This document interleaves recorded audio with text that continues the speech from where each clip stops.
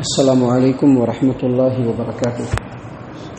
اعوذ باللہ من الشیطان الرجیم، بسم اللہ الرحمن الرحیم، الحمد للہ رب العالمین، الرحمن الرحیم، مالک یوم الدین، ایاک نعبد و ایاک نستعین، اہدنا الصراط المستقیم، صراط الذین انعمت علیہم غیر المغضوب علیہم ولا الضالین، آمین۔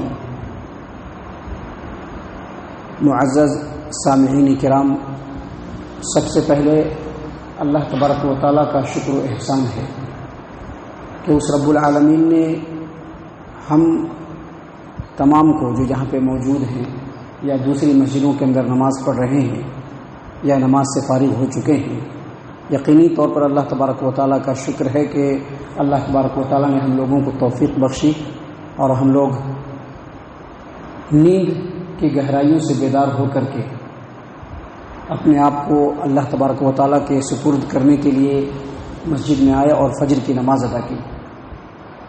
وگرنہ یہ بات اپنی جگہ پر بالکل حق ہے اور سچ ہے کہ ہمارے ہی جیسے بہت سارے انسان اور بہت سارے مسلمان ابھی اپنے بستروں میں پڑے ہوں گے، اللہ تبارک و تعالیٰ کی رحمت سے دور ہوں گے اور شیطان کے غلبے میں ہوں گے۔ تو یقینی طور پر یہ ہمارے رب کا بہت بڑا شکر ہے، ہمارے لیے ہمارے پر بڑا احسان ہے کہ اللہ تعالیٰ نے ہمیں توفیق بخشی اور ہم لوگوں نے آ کر کے فجر کی نماز باجماعت ادا کی۔ سامعین کرام، ابھی ہم نے آپ کے سامنے سورۃ الفاتحہ تلاوت کی اور سورۃ الفاتحہ کے تعلق سے یہ ہمارا تیسرا درس ہے، اور ایک درس میں ہم نے آپ کے سامنے یہ بتلایا تھا پہلے درس میں کہ سورۃ الفاتحہ کے کئی نام ہیں۔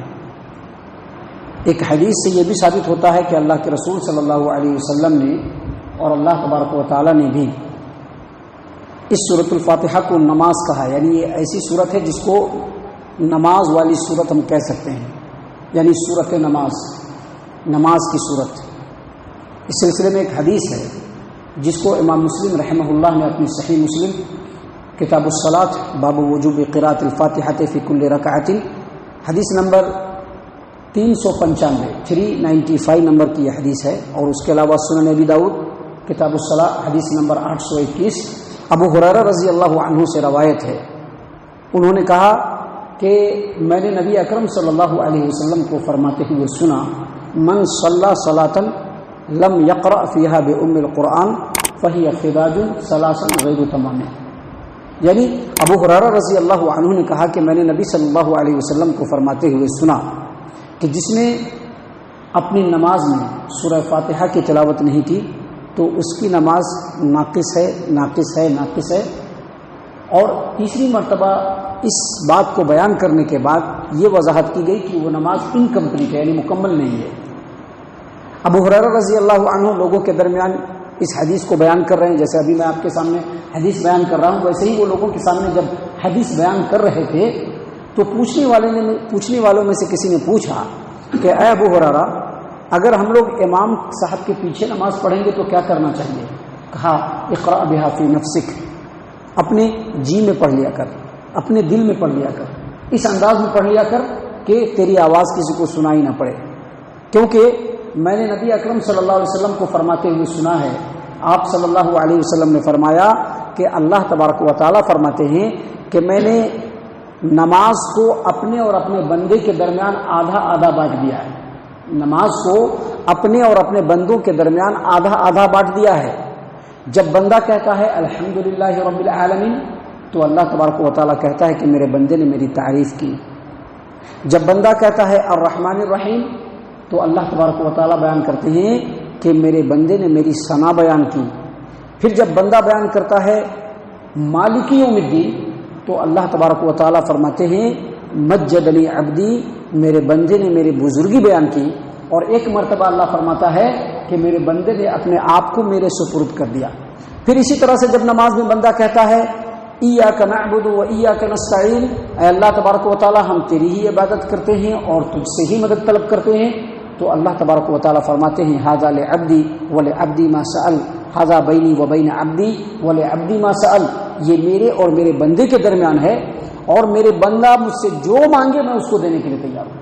اسی طرح سے بندہ جب کہتا ہے اہدنا الصراط المستقیم صراط الذین انعمت علیہم غیر المغضوب علیہم ولا الضالین، اے اللہ تبارک و تعالیٰ مجھ کو سیدھا رستہ دکھا، وہ رستہ جن رستے پر چلنے والوں پر تو نے انعام کیا ان لوگوں کے رستے سے دور کر دے، اے اللہ تبارک و تعالیٰ جن پر تیرا غضب نازل ہوا اور ان لوگوں کے رستے سے بھی دور کر دے، اے اللہ تبارک و تعالیٰ جو گمراہ ہو گئے. جب بندہ یہ کہتا ہے تو اللہ تبارک و تعالیٰ کہتے ہیں کہ یہ میرے بندے کے لیے ہے اور میرا بندہ مجھ سے جو مانگے میں اس کو دینے کے لیے تیار ہوں.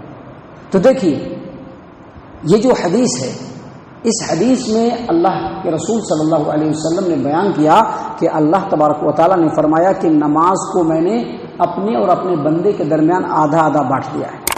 یاد رکھیے قرآن کریم کے اندر بھی نماز کا ذکر آیا ہے اور اس سے مراد قرأت ہے، جیسا کہ سورہ بنی اسرائیل میں اللہ تبارک و تعالیٰ نے فرمایا ولا تجہر بصلاتک ولا تخافت بها وابتغ بین ذلک سبیلا.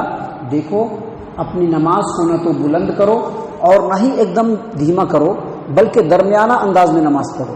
یہاں پر نماز سے مراد کیا ہے؟ نماز سے مراد نماز نہیں ہے بلکہ صحیح حدیث سے ثابت ہے کہ یہاں پر نماز سے مراد نماز میں قرآن کریم کا پڑھنا ہے.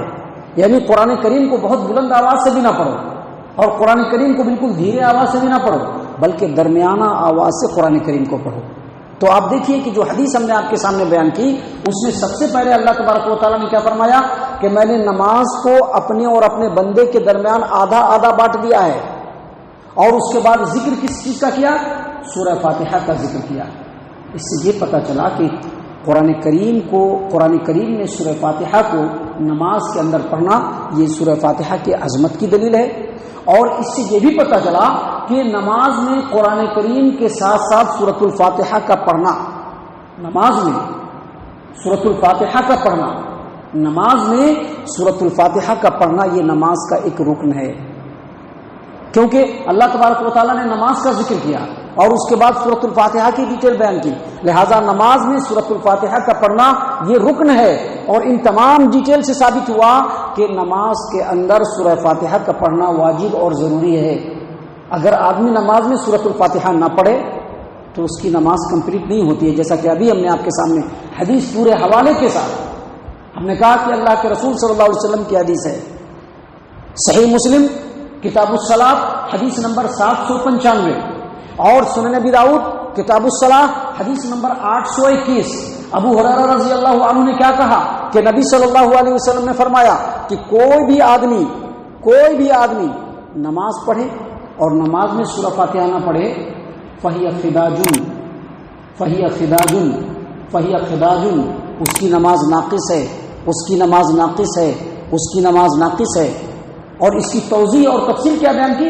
غیر تمام، یعنی اس کی نماز کمپلیٹ نہیں ہوئی.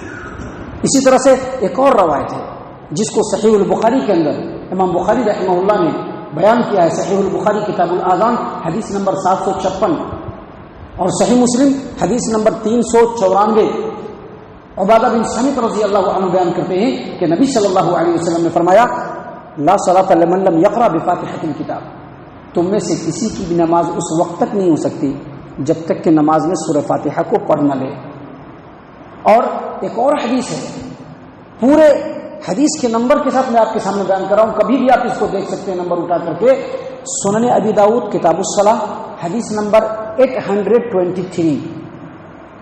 اللہ کے رسول صلی اللہ علیہ وسلم کی حدیث ہے. عبادہ بن صامت رضی اللہ عنہ بیان کرتے ہیں کہ ایک بار نبی صلی اللہ علیہ وسلم فجر کی نماز پڑھا رہے ہیں تو سورہ فاتحہ کا پڑھنا ذرا مشکل لگ رہا ہے، قرآن کا پڑھنا ذرا مشکل لگ رہا ہے، پڑھ رہے ہیں قرآن پڑھ نہیں پا رہے ہیں.